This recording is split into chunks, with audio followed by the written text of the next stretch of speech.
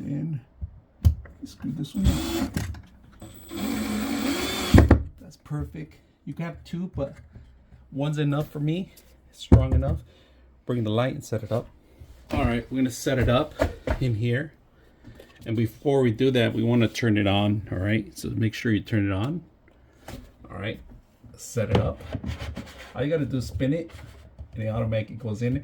This is the wire to actually plug it in. So I want it sticking out so I could put a battery. But I could always take it out if I want. So right now it's on. When it's set it up, give it a couple of seconds, turn it off. All right, we have it in my closet, and we're gonna change the coloring, and you do have the remote for it. All right, so we are gonna we could turn it off if we want. Save some battery, turn it on.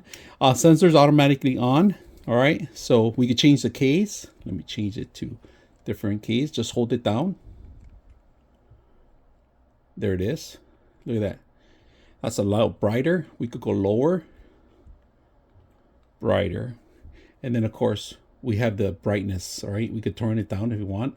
Keep the same tone, just keep pushing it down, and then brighter. All right, so right now we're gonna turn it off.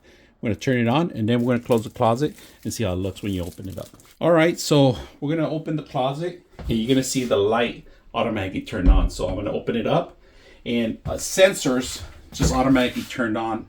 If you guys can see the light, so it's working very well. And it's completely dark in here, so I'm gonna show you how dark it is. Turn it off, turn it on. And then, like I said, we could change out the different tones. We're gonna go back down to different tones. Look at that.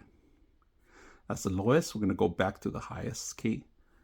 We're gonna leave it as is, but I just want you to see the closet. Now we have plenty of light in this dark area. So anytime we open it, automatically turn on. Very simple to install, easy to use. I hope you guys enjoy the video.